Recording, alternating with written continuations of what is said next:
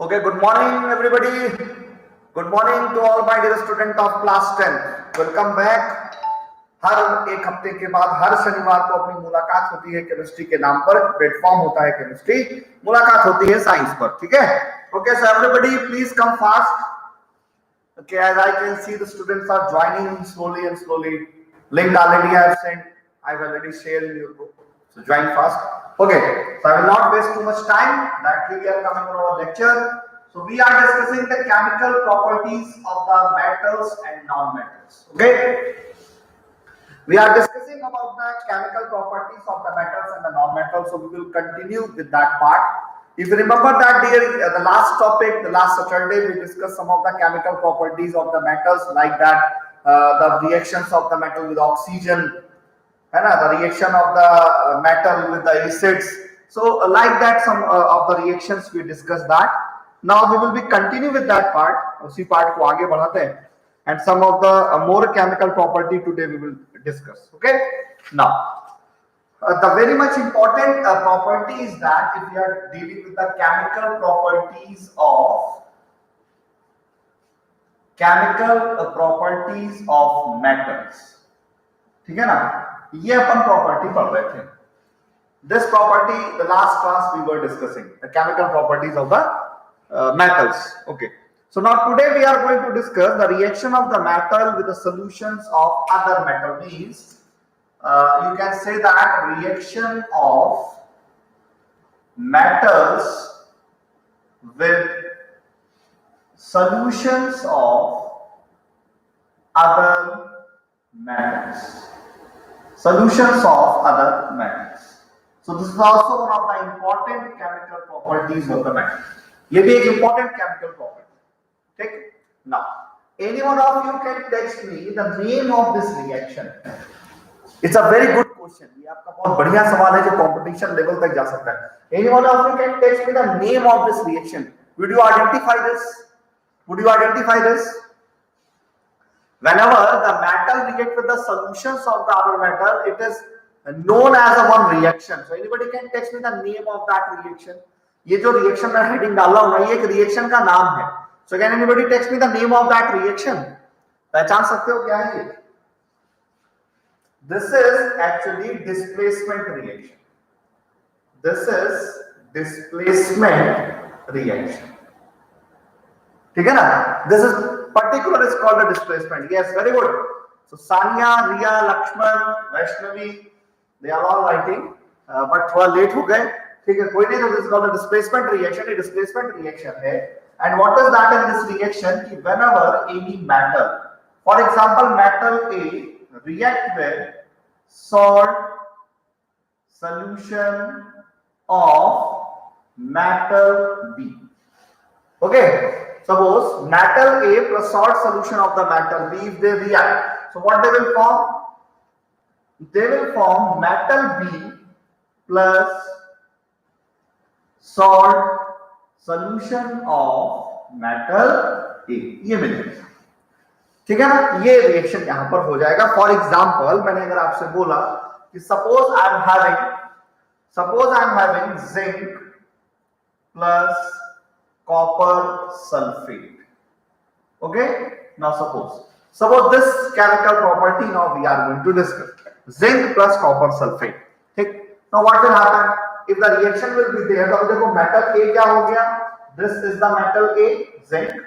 Salt solution of the metal B, तो ये copper का sulfate है, मतलब ये salt solution of the copper हो गया. ठीक. Now what will happen? Displacement. Displacement का मतलब क्या होगा? Here you will form ZnSO4, हमें zinc sulfate मिलेगा, and which metal you will form? Copper. Which metal you will get? Copper as a metal. So this is the particular concept of this reaction. But you please remember that this can take place only on, and this reaction mainly based upon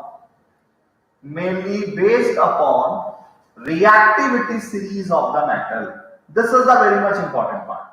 Reactivity series of metals. Okay, so the reaction is basically based on the reactivity series. Reactivity series का मतलब जो zinc metal है ना, the reactivity zinc is more reactive than copper. ठीक, zinc जो metal है, the zinc metal is more reactive than the copper, and if the zinc metal is more reactive than the copper, then the displacement will occur, then the displacement will occur over there. ठीक है ना।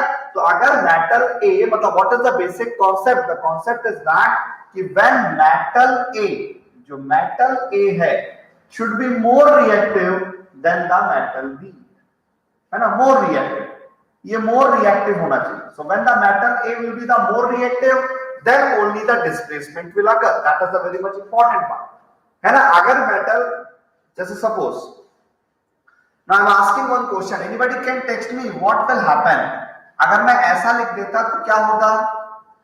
Anybody can text what is the product for this reaction? Anybody can text me. Suppose ये copper metal है, ये solid state है क्योंकि metal है, ये aqueous है. What will happen in this reaction when the copper react with the zinc sulfate? Yes, very good, शाबाश, very nice, बहुत बढ़िया.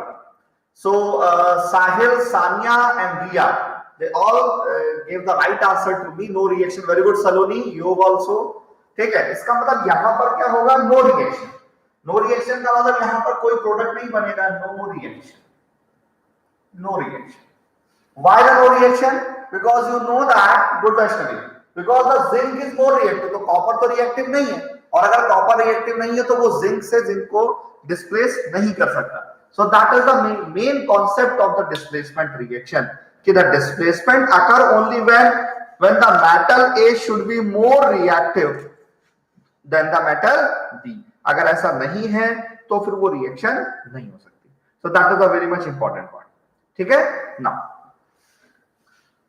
Okay, so one more question I am going to ask you, एक और भी question मैं पूछ रहा हूं इसी पर बेस्ड, सोच के मुझे आंसर देना, what will happen. The question is, अब इसी पर क्या है, छोटे छोटे कॉन्सेप्चुअल और रीजनिंग बेस्ड क्वेश्चन भी बनते हैं, है ना। जैसे suppose I am asking one question, ये शायद आपने फर्स्ट चैप्टर में भी पढ़ा है। The question is, iron nail, ये आयरन है, ये कॉपर सल्फेट है, will the reaction proceed? What you will say? What you will say for this? Will the reaction proceed? अगर आयरन का रिएक्शन कॉपर सल्फेट से हुआ है, so will the reaction proceed?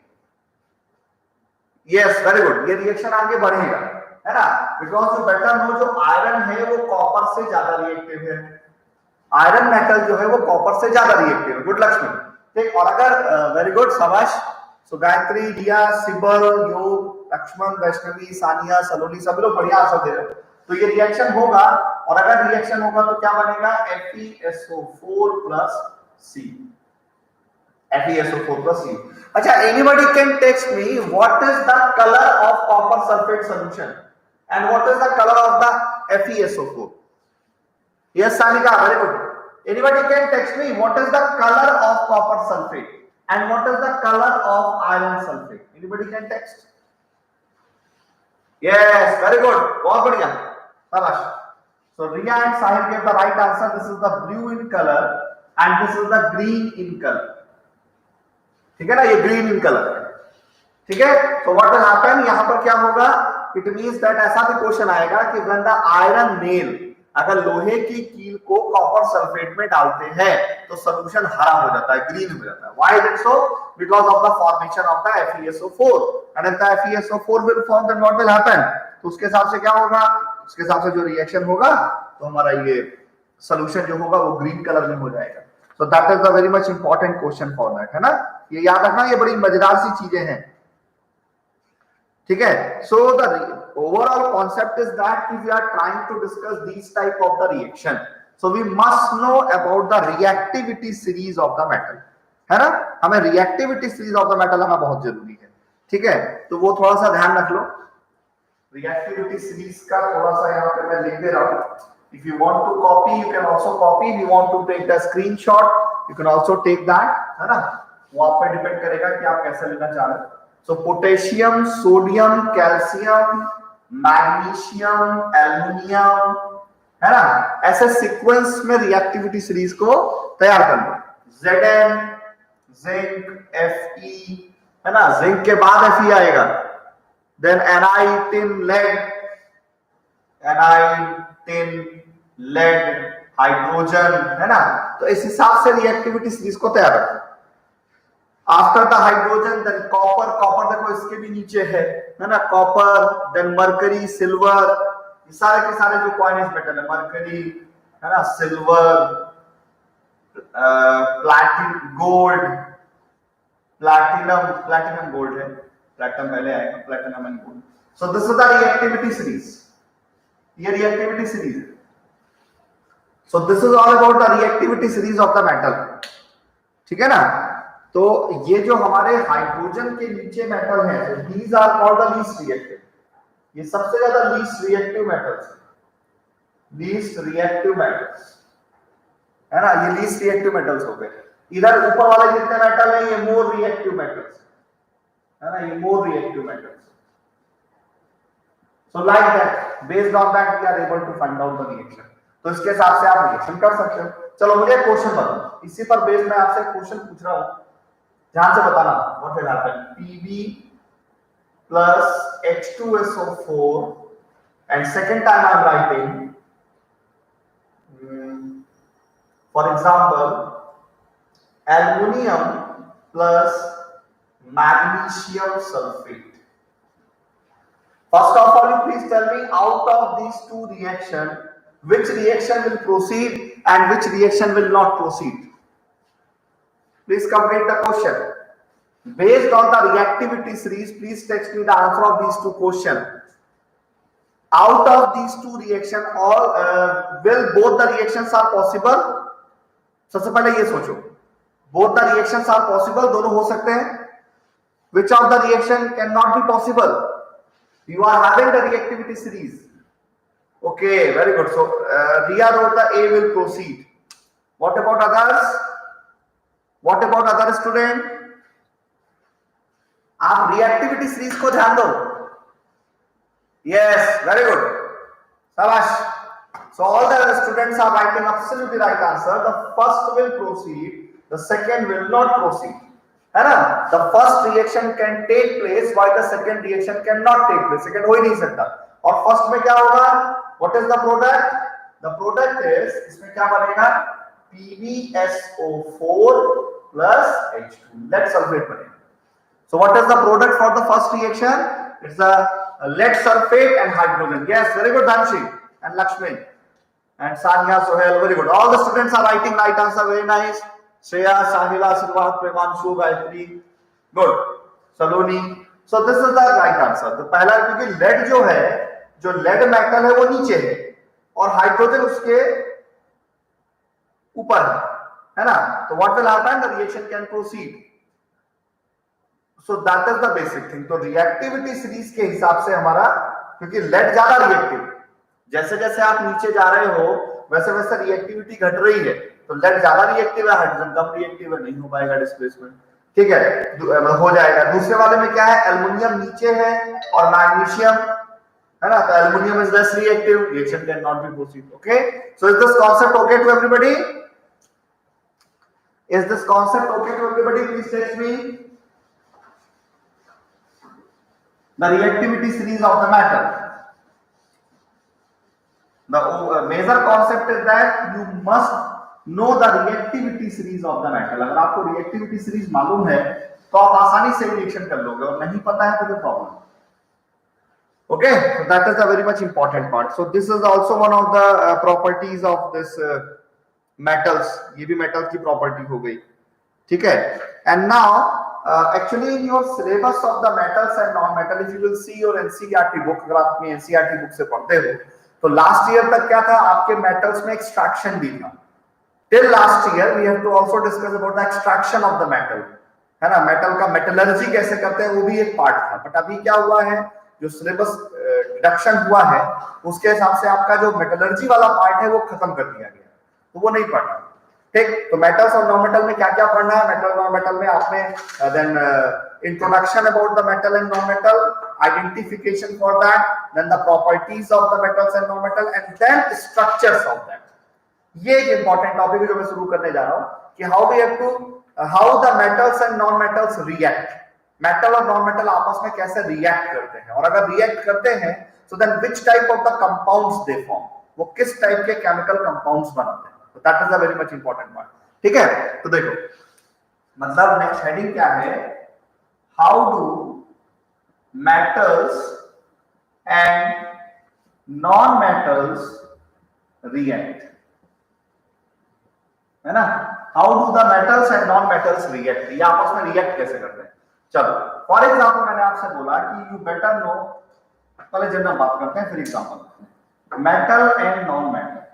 ठीक, I think everybody knows that, you all also know, anybody can text what is the nature of the metal. Metal का nature कैसा है भाई, metals are, okay, anybody can text me what is the nature of the metal. The metals are,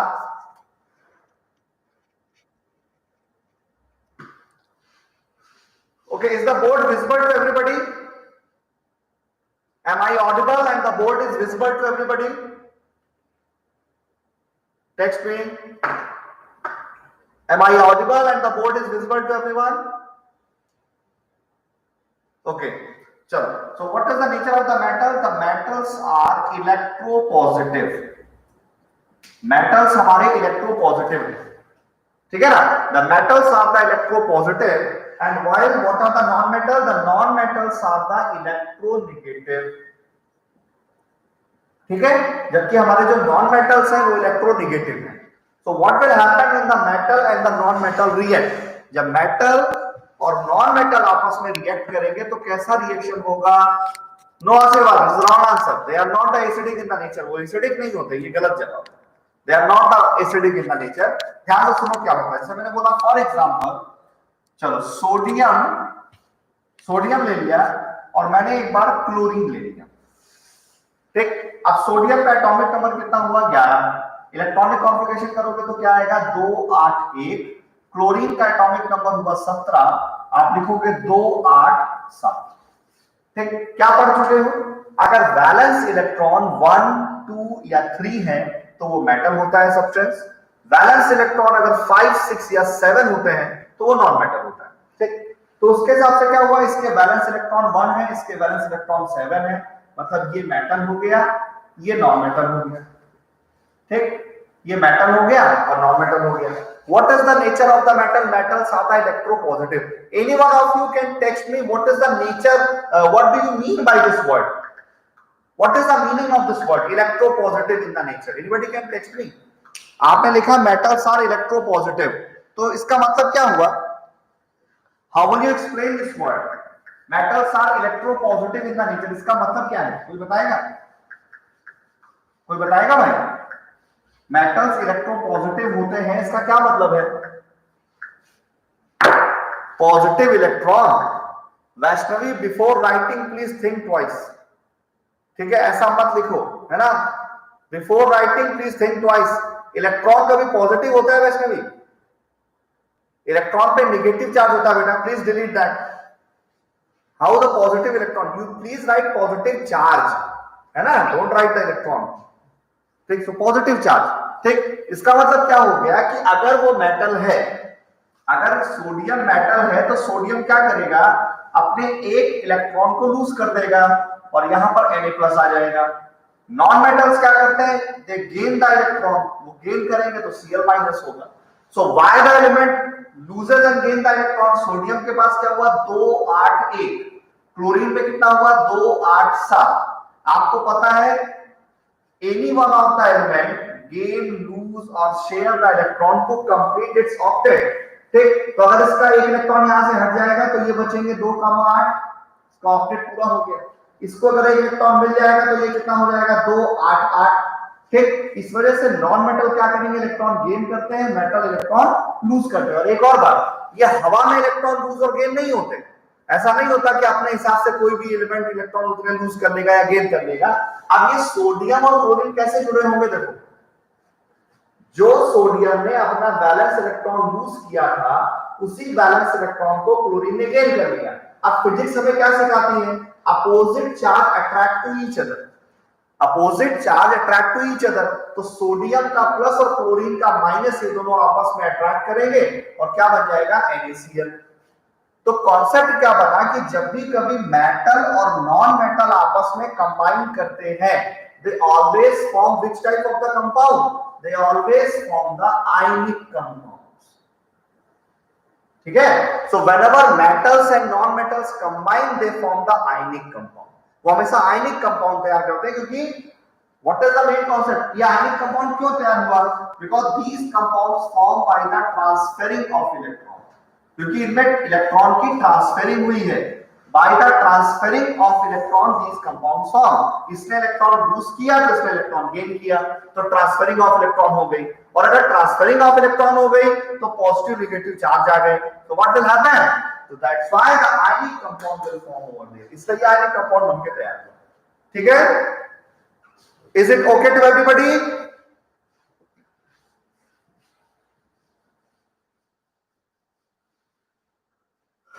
ना चलो एक example मैं और लिखता हूं, है ना। चलो one more example, suppose I am saying magnesium oxide, magnesium oxide. ठीक, how the magnesium oxide form, magnesium oxide कैसे बना होगा देखो।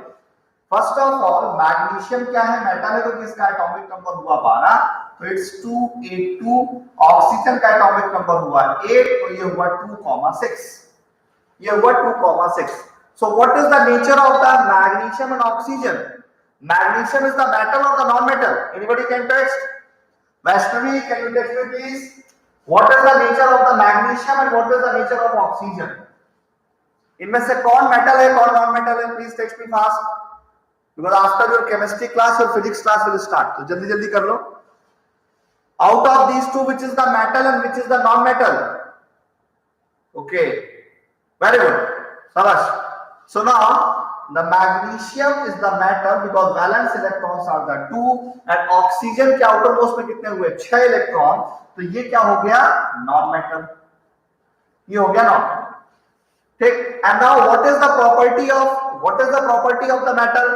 Metals have property to lose electron, non metals have tendency to gain electron। अब ये lose और gain का चक्कर चलेगा, lose और gain अगर होगा तो देखो कैसे होगा। मैग्नीशियम का इलेक्ट्रॉनिक कॉन्फ़िगरेशन हुआ 282। Magnesium how many valence electron 2, तो ये 2 इलेक्ट्रॉन को जब लूज करेगा तो कितने चार्ज आ जाएंगे 2, Mg++। Please remember that any one of the element loses that number of the electron, those number of the charges will come on that particular ion. अगर इसने 2 इलेक्ट्रॉन लूज किए तो 2 प्लस के charge आएंगे, 1 electron lose किया होता 1 plus का charge आता, 3 इलेक्ट्रॉन लूज किए होते तो 3 प्लस के चार्ज। ठीक है, तो यहां पर प्लस के 2 चार्ज हो गए। अब अभी क्या हो जाएगा ऑक्सीजन, कितना हो गया कॉन्फ़िगरेशन 2,6। ठीक, anybody can text me how many electron oxygen can gain to complete its octet? Anyone of you? How many electron oxygen can gain to complete its octet? Oxygen कितने इलेक्ट्रॉन गेन कर सकता है अपना octet पूरा करने के लिए? Yes, very good, 2 electron. शाबाश, very nice. So Riya, Shivam and Sahil giving the right answer. तो ये क्या करेगा 2 इलेक्ट्रॉन को गेन करेगा, ये 2 इलेक्ट्रॉन को गेन करेगा, तो यहां क्या हो जाएगा O माइनस, है ना। 2 इलेक्ट्रॉन गेन हो गए, वेरी गुड, शाबाश। ठीक, तो इसने क्या किया 2 इलेक्ट्रॉन को गेन कर दिया। अब देखो Mg पे 2 चार्ज है, ऑक्सीजन पे 2 माइनस है, opposite charge attract to each other, what is the compound will form? MgO, magnesium oxide. So now anybody can text me magnesium oxide is the which type of compound? Anybody can text? Whenever the metals and non-metals combine, they form which type of the compounds? So what type is the magnesium oxide? What is the nature of magnesium? Yes, very good. So it is the ionic compound. Very good. Sabash. So the magnesium oxide is the ionic compound. इसका मतलब जो magnesium oxide है ये हमारा ionic compound, ionic compound। ठीक है, so this is the ionic in the nature, ये हमारा ionic in the nature हुआ। ठीक है ना, ionic in the nature मतलब this is the way how the metals and the non-metals combine। चलो एक एग्जांपल और करता हूँ, and after that I will wind up my today's lecture, फिर physics का क्लास चालू होगा। ठीक है, so the one more structure I will discuss today, and that is, for example, AlCl3. It is the aluminium chloride. The last question today I am discussing aluminium chloride, aluminium chloride, ठीक। So now aluminium is the metal because the atomic number is 13, तो 283, the valence electrons are the 3, so it is the metal, ठीक। Chlorine atomic number 17, 287, 7 electron in the outermost shell, it is the non metal, ठीक। अब AlCl3 का structure बनाना है ना, question आ गया draw the structure of aluminium chloride with its formation, formation के साथ साथ हमें स्ट्रक्चर बनाना है ना। Show the formation of the aluminium chloride, formation सिखानी है, चलो करते हैं। ये एक एल्युमिनियम हो गया एंड 3 क्लोरीन, 3 Cl हो गए, ये हो गया 283, मतलब इसके पास वैलेंस इलेक्ट्रॉन कितने हैं 3, यहां पर वैलेंस इलेक्ट्रॉन कितने हो गए 7,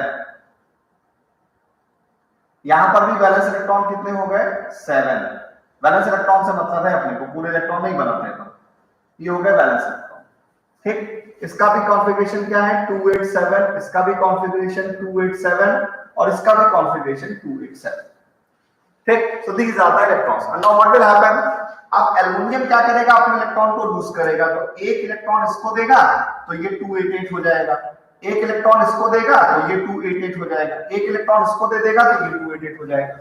is this part okay to everybody? इसको बहुत ध्यान से समझना है, एक एक स्टेप करके। अगर यहां से ये एक इलेक्ट्रॉन लूज करेगा तो वो 288, इधर 288, इधर भी 288 और यहां पर भी क्या बच गया 28, तो मतलब ऑक्टेट पूरा सबका कंप्लीट हो गया। So is it okay to everybody? Yes, very good. So anybody can text aluminum loses how many electron? How many electron lose by the aluminum? Aluminum में कितने इलेक्ट्रॉन लूज किए? इस पूरे प्रोसेस में एल्युमिनियम ने total कितने electron lose किए? How many electron lost by the aluminum? Yes, very good Sahil, very good, बहुत बढ़िया, very good Vijay, शाबाश। Okay, very good. So all the students are writing absolutely right answer. तो aluminium ने क्या किया 3 electron lose कर दिए, तो how many charges will come +3, aluminium पे कितना चार्ज आएगा प्लस का 3, क्योंकि इसने 3 इलेक्ट्रॉन को लूज किया है। और यहां पर क्या होगा total how many chlorine 3 Cl and 1 electron. Now that is a very much important part, please listen very carefully, don't write like this, ऐसे मत लिखना, ये तरीका गलत है, ये तरीका गलत है। आप कैसे लिखोगे 3Cl minus, this is the right thing. अक्सर बच्चे गलती ये करते हैं, क्योंकि क्लोरीन एक ही इलेक्ट्रॉन को गेन कर सकता है, केवल एक इलेक्ट्रॉन, तो माइनस का एक ही चार्ज आएगा। अच्छा, anybody can text me what is the difference between Cl and Cl2? Anybody can text what is the difference between Cl and Cl2? क्या अंतर है दोनों में? Yes, very good. This is the atom and this is the molecule. Chlorine atom है, chlorine molecule है, ये atom है, this is the atom and this is the molecule, ये मॉलिक्यूल है ना? So this is the chlorine atom while this is the chlorine molecule. Yes, very good. Arpita Bonde, I think you came very late today, है ना? But you came with the right answer. ठीक, तो ये atom है, ये molecule है। Now anybody can text me for the formation of the structure, for showing the structure, atom will take participate or the molecule will take participate? Anybody can text me. If you are going to make the structure, if you are going to draw the structure, atom will take participate or the molecule will take participate? What you will say? Yes, very good, very nice. So Vaishnavi, Arpita, Saloni, Sanika, all the students are writing right answer. ठीक है ना? Atom participate करेगा, very good, शाबाश, बहुत बढ़िया, very good शिपल, Dhanashree, साहिल, निधु, रिया, very good, शाबाश। तो atom, इसलिए अपन क्या करेंगे, इसको एटम के फॉर्म में लिखेंगे, ऐसे लिखेंगे, ये मत लिख देना। पहली बात तो Cl3 होता ही नहीं है, गुड सानिया, गायत्री, सानिका, आशीर्वाद, गुड, ठीक। पहली बात तो Cl3 होता ही नहीं है, Cl2 होता है, तो पहली बात तो ये तरीका ही गलत है। तो we have to always write like this. तो उसको कैसे लिखोगे Al+3 and 3Cl-। अब पॉजिटिव नेगेटिव दोनों चार्ज हो गए, दोनों आपस में न्यूट्रलाइज करेंगे, क्या बना देंगे, AlCl बन गया aluminium chloride. So this is the way to show the formation of ammonium chloride. ठीक है. Now one homework I am going to give you just after this class. Just after this class, you please show me the formation. One question I will give you today. Don't worry. ठीक है ना. After your physics class, some of the questions I will give to you, so you have to complete it. तो आपको 2 question करने होंगे, है ना. First of all, you have to draw the some structure of the ionic compound that I will give, and then the properties of the ionic compound you will discuss. Okay. So in our next class, whenever I will come in your next class, your chapter will finish and the 4th chapter I will start. ठीक है. Is it okay to everybody? What we discussed today, is it okay to everybody? Is the formation of the ionic compound okay to everyone? Please text me because I am going to wind up the class. Okay, good. Sabash. So thank you so much, dear. Take care. Goodbye. Please do the practice of these structures of the ionic compound. Today I will give some of the questions to you and the properties of the ionic compound. Thank you so much. Goodbye. Take care.